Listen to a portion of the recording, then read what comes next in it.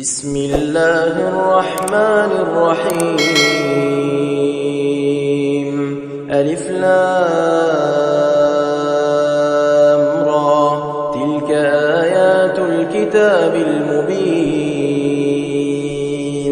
إنا أنزلناه قرآنا عربيا لعلكم تعقلون نحن نقص عليك أحسن القصص بما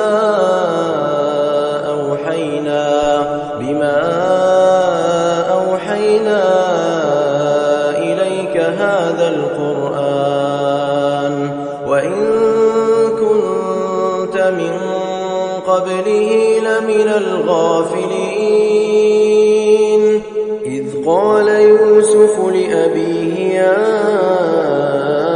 أبت إني رأيت 11 كوكبا والشمس والقمر رأيتهم لي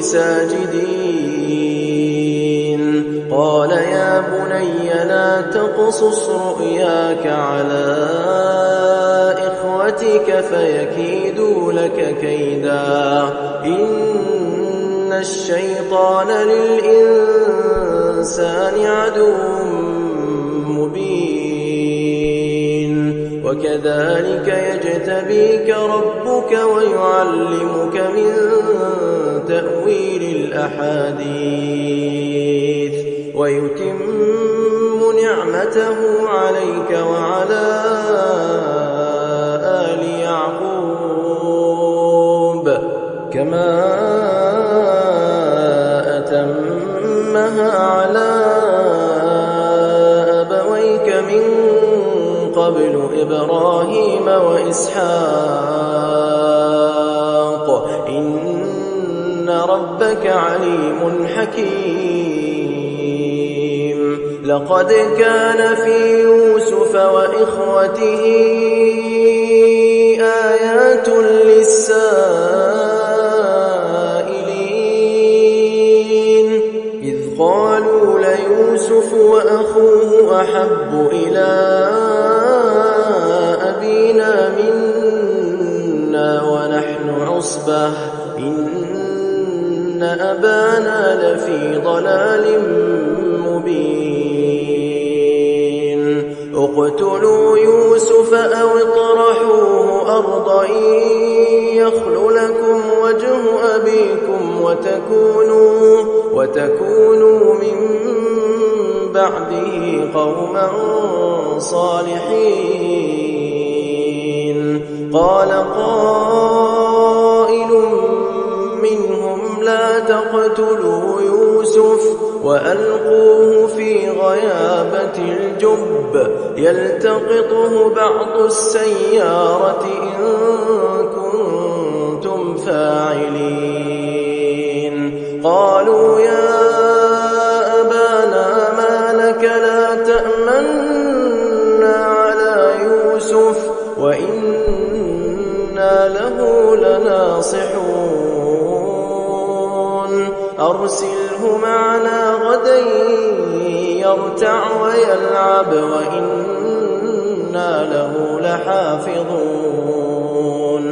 قال إني ليحزنني أن تذهبوا به وأخاف أن يأكله الذئب وأنتم عنه غافلون قالوا لئن أكله الذئب ونحن عصبة إنا إذا لخاسرون فلما ذهبوا به وأجمعوا أن يجعلوه في غيابة الجب وأوحينا إليه لتنبئنهم بأمرهم هذا وهم لا يشعرون وجاءوا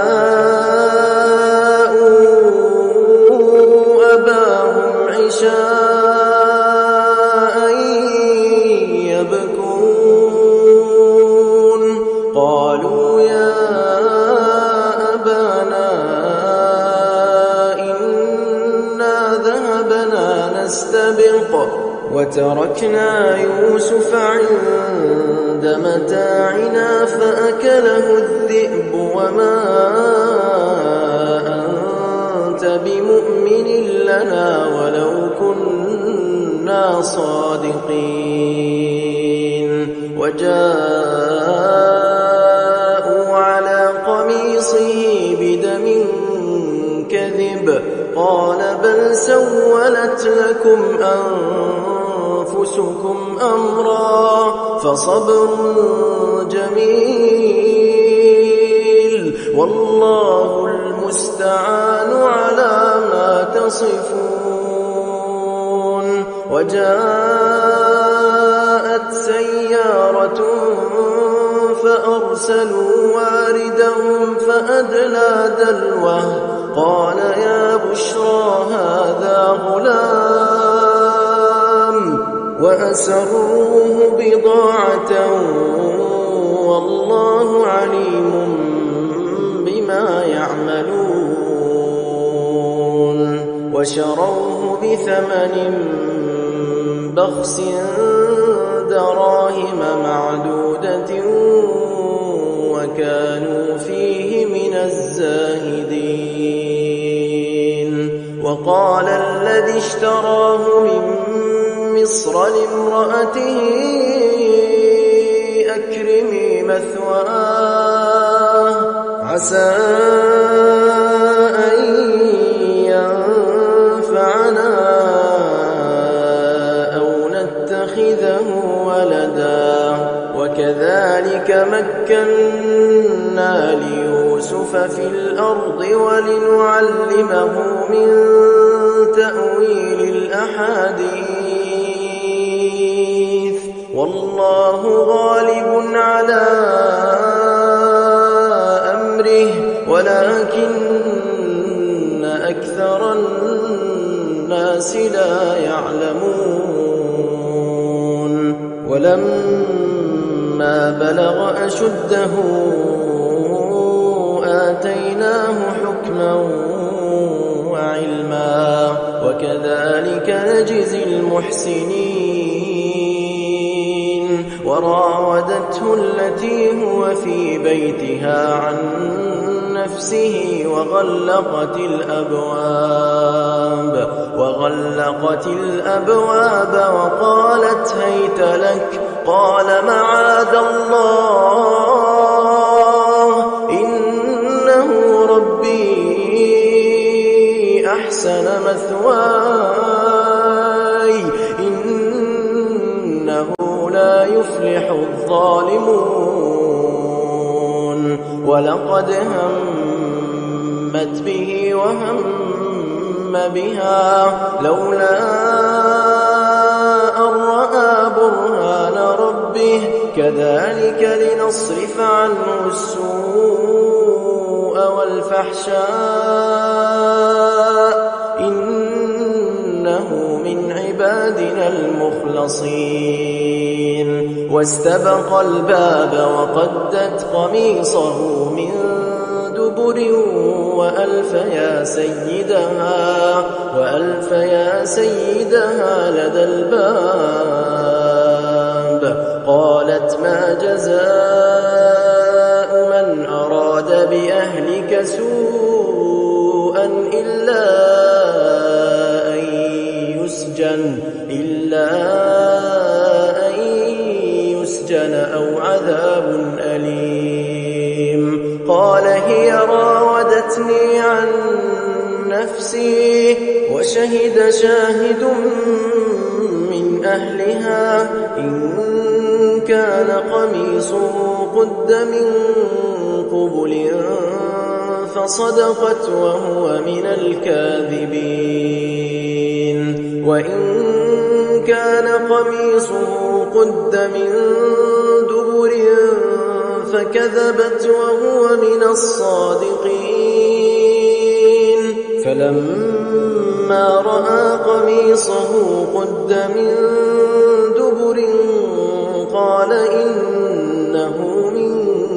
كيدكن إن كيدكن عظيم. يوسف أعرض عن هذا واستغفري لذنبك إنك كنت من الخاطئين. وقال نسوة في المدينة امرأة العزيز تراود فتاها عن نفسه قد شغفها حبا إنا لنراها في ضلال مبين. فلما سمعت بمكرهن أرسلت إليهن وأعتدت لهن متكئا وآتت كل واحدة منهن سكينا وقالت اخرج عليهن. فلما رأينه أكبرنه وقطعن أيديهن وقلن حاش لله ما هذا بشرا إن هذا إلا ملك كريم. قالت فذلكن الذي لمتنني فيه ولقد راودته عن نفسه فاستعصم ولئن لم يفعل ما آمره ليسجنن وليكونا من الصاغرين. قال رب السجن أحب إلي مما يدعونني إليه وإلا تصرف عني كيدهن أصب إليهن وأكن من الجاهلين. فاستجاب له ربه فصرف عنه كيدهن إنه هو السميع العليم. ثم بدا لهم من بعد ما رأوا الآيات ليسجننه حتى حين. ودخل معه السجن فتيان قال أحدهما إني أراني أعصر خمرا وقال الآخر إني أراني أحمل فوق رأسي خبزا تأكل الطير منه نبئنا بتأويله إنا نراك من المحسنين. قال لا يأتيكما طعام ترزقانه إلا نبأتكما بتأويله قبل أن يأتيكما ذلكما مما علمني ربي إني تركت ملة قوم لا يؤمنون بالله وهم بالآخرة هم كافرون واتبعت ملة آبائي إبراهيم وإسحاق ويعقوب ما كان لنا أن نشرك بالله من شيء ذلك من فضل الله علينا وعلى الناس ولكن أكثر الناس لا يشكرون. يا صاحبي السجن أأرباب متفرقون خير أم الله الواحد القهار ما تعبدون من دونه إلا أسماء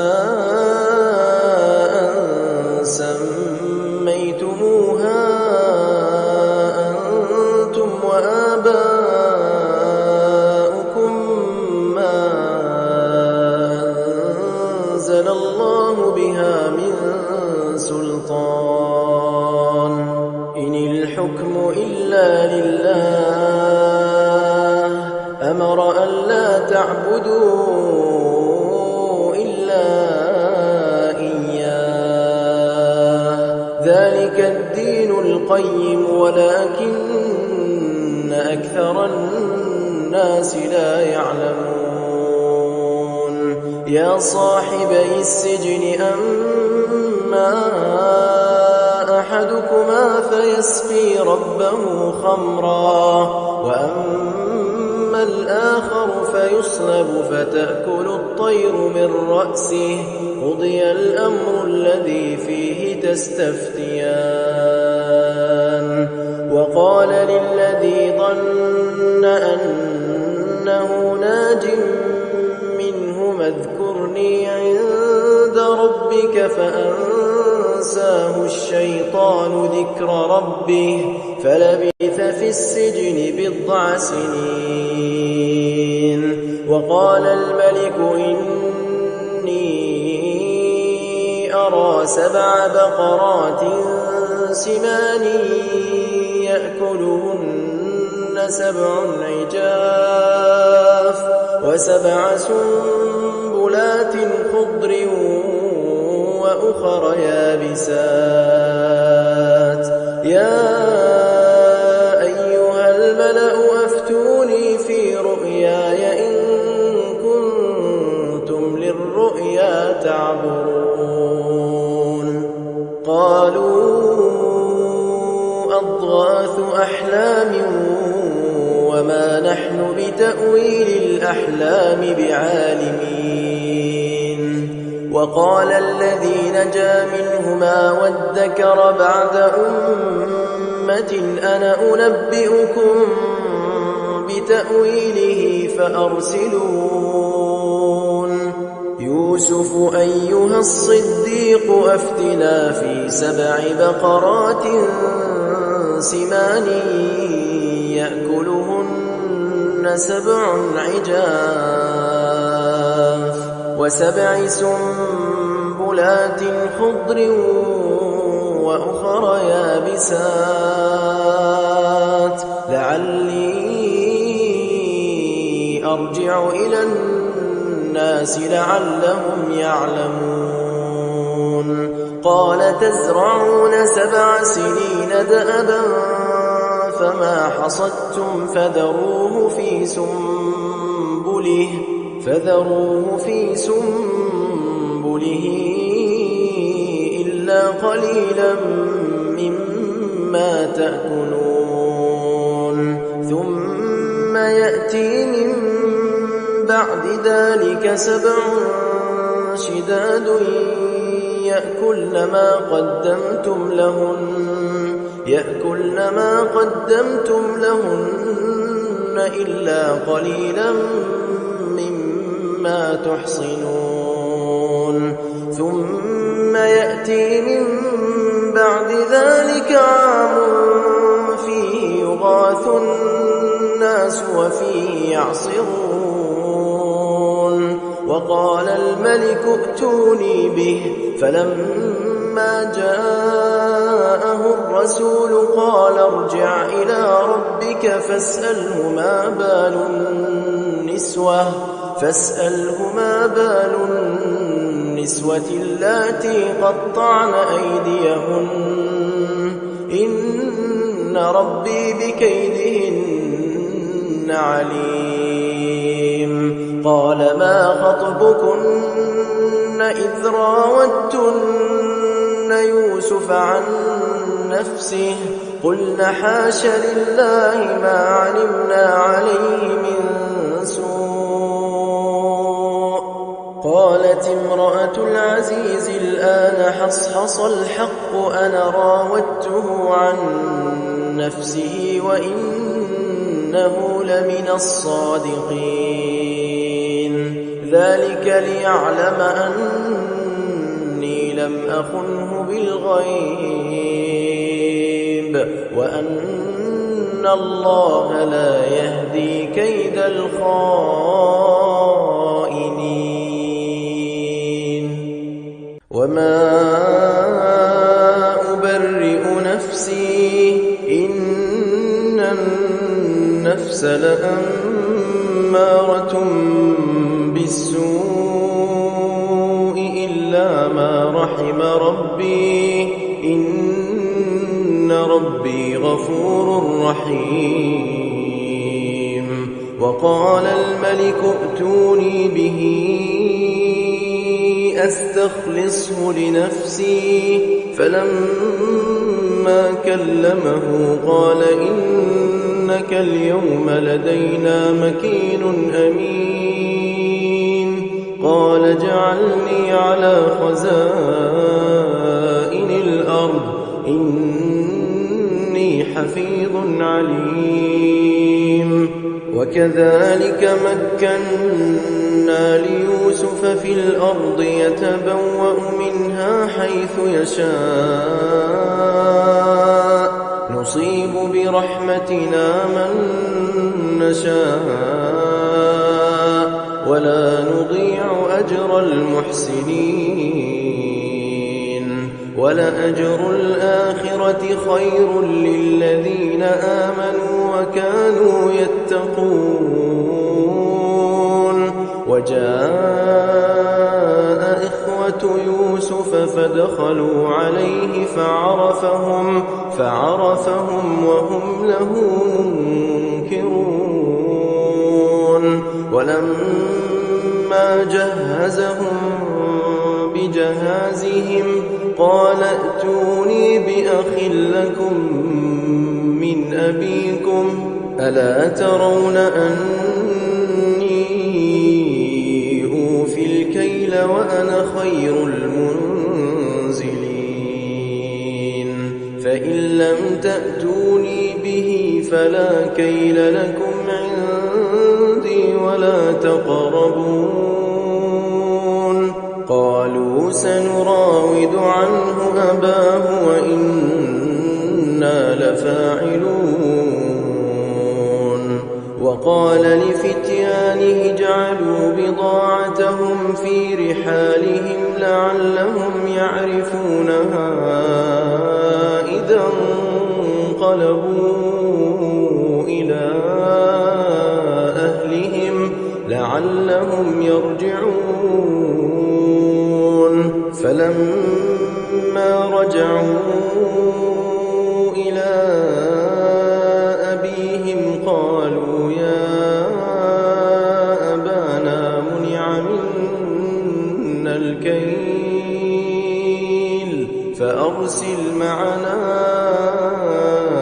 أخانا نكتل وإنا له لحافظون. قال هل آمنكم عليه إلا كما أمنتكم على أخيه من قبل فالله خير حافظا وهو أرحم الراحمين. ولما فتحوا متاعهم وجدوا بضاعتهم ردت إليهم قالوا يا أبانا ما نبغي هذه بضاعتنا ردت إلينا ونمير أهلنا ونحفظ أخانا ونزداد كيل بعير ذلك كيل يسير. قال لن أرسله معكم حتى تؤتون موثقا من الله لتأتونني به إلا أن يحاط بكم. فلما آتوه موثقهم قال الله على ما نقول وكيل. وقال يا بني لا تدخلوا من باب واحد وادخلوا من أبواب متفرقة وما أغني عنكم من من الله من شيء إن الحكم إلا لله عليه توكلت وعليه فليتوكل المتوكلون ولما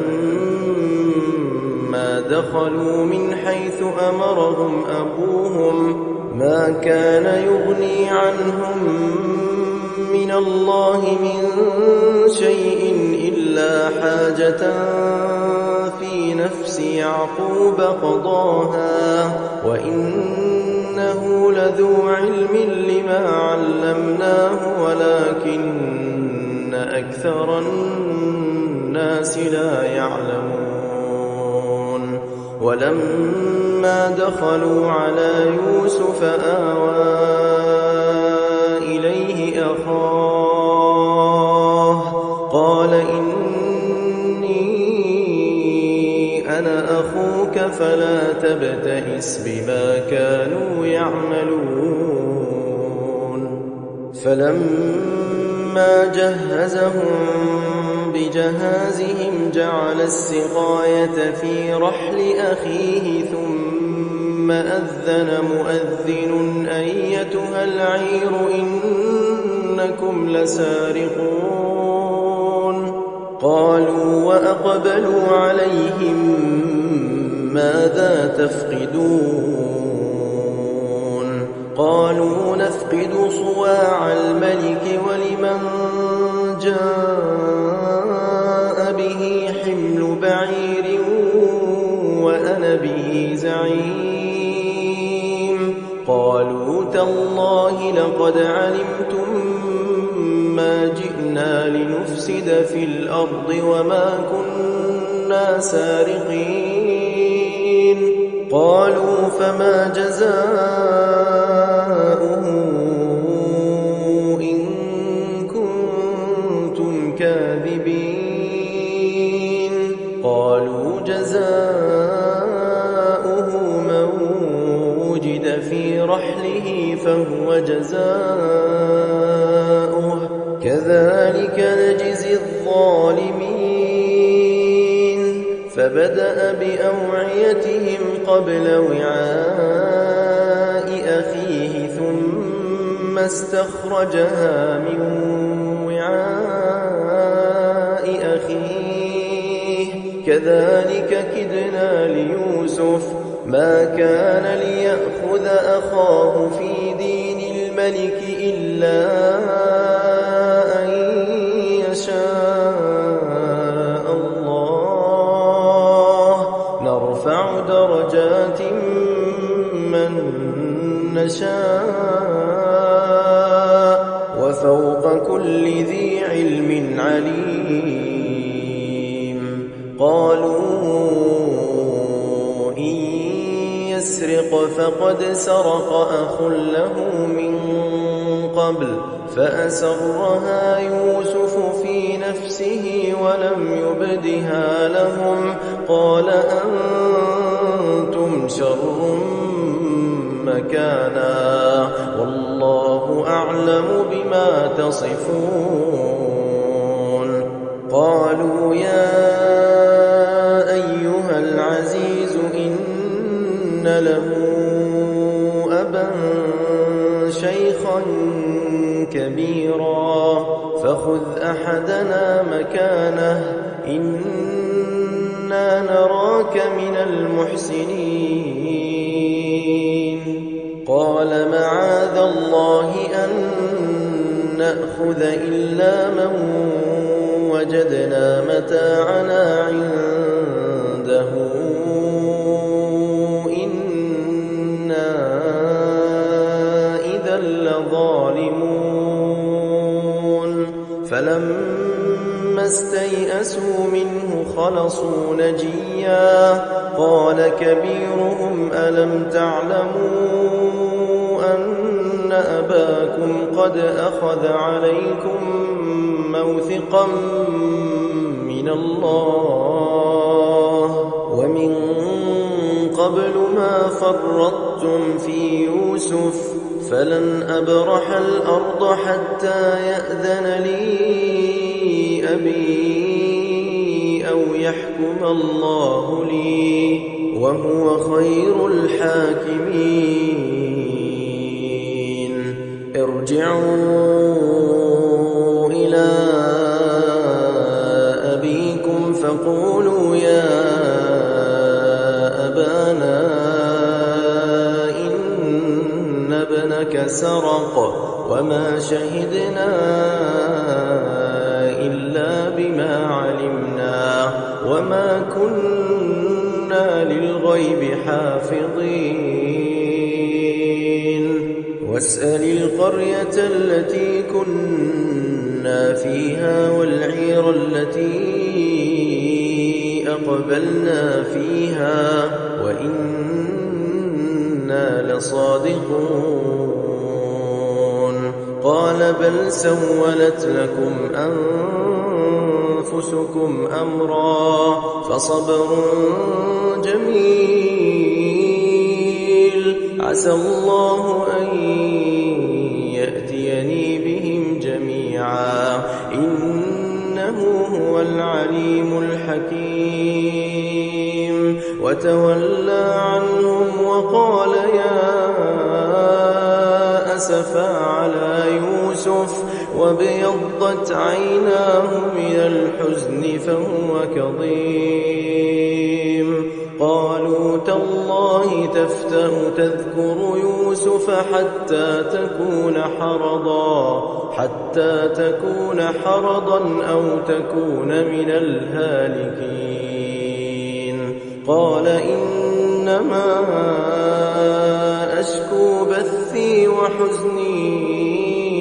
إلى الله وأعلم من الله ما لا تعلمون يا بني يذهبوا فتحسسوا من يوسف وأخيه ولا تيأسوا من روح الله إنه لا ييأس من روح الله إلا القوم الكافرون فلما دخلوا عليه قالوا يا أيها العزيز مسنا وأهلنا الضر وجئنا ببضاعة مزجاة فأوف لنا الكيل وتصدق علينا إن الله يجزي المتصدقين قال هل علمتم ما فعلتم بيوسف وأخيه إذ أنتم جاهلون قالوا أئنك لأنت يوسف قال أنا يوسف وهذا أخي قد من الله علينا إنه من يتق ويصبر فإن الله لا يضيع أجر المحسنين قالوا تالله لقد آثرك الله علينا وإن كنا لخاطئين قال لا تثريب عليكم اليوم يغفر الله لكم وهو أرحم الراحمين اذهبوا بقميصي هذا فألقوه على وجه أبي يأت بصيرا وأتوني بأهلكم أجمعين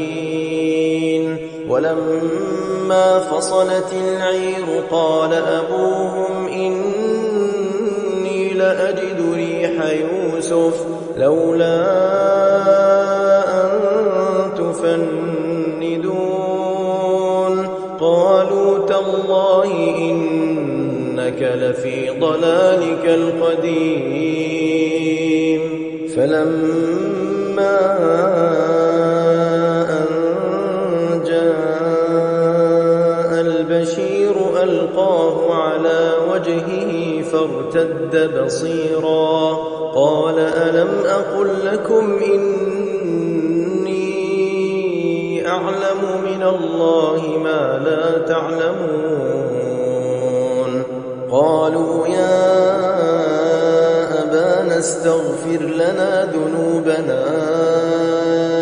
إنا كنا خاطئين قال سوف أستغفر لكم ربي إنه هو الغفور الرحيم فلما دخلوا على يوسف آوى إليه أبويه وقال ادخلوا مصر إن شاء الله آمنين ورفع أبويه على العرش وخروا له سجدا وقال يا أبت هذا تأويل رؤياي من قبل قد جعلها ربي حقا وقد أحسن بي إذ أخرجني من السجن وجاء بكم من البدو من بعد أن نزغ الشيطان بيني وبين إخوتي إن ربي لطيف لما يشاء إنه هو العليم الحكيم رب قد آتيتني من الملك وعلمتني من تأويل الأحاديث فاطر السماوات والأرض أنت وليي في الدنيا والآخرة توفني مسلما وألحقني بالصالحين ذلك من أنباء الغيب نوحيه إليك وما كنت لديهم إذ أجمعوا أمرهم وهم يمكرون وما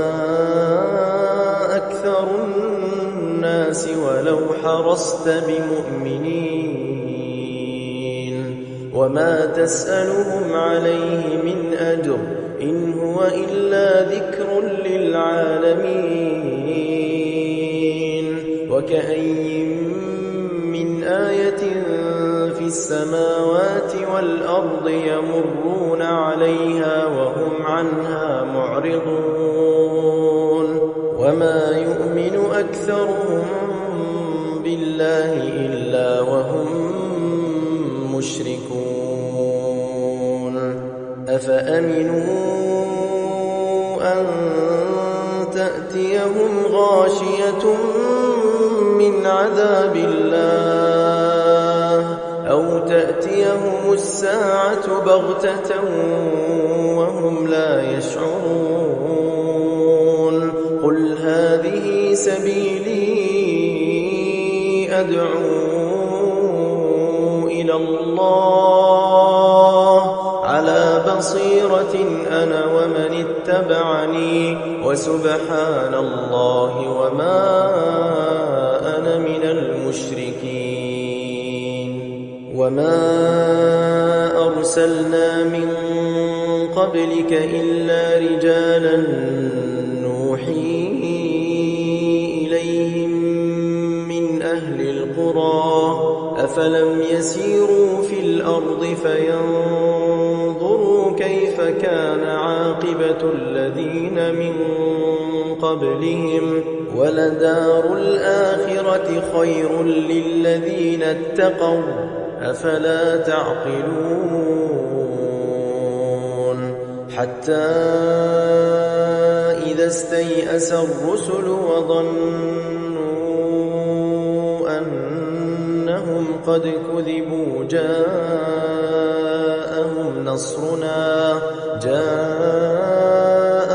نصرنا فنجي من نشاء ولا يرد بأسنا عن القوم المجرمين لقد كان في قصصهم عبرة لأولي الألباب ما كان حديثا يفترى ولكن تصديق الذي بين يديه وتفصيل كل شيء وهدى ورحمة لقوم يؤمنون. إنما المؤمنون الذين إذا ذكر الله وجلت قلوبهم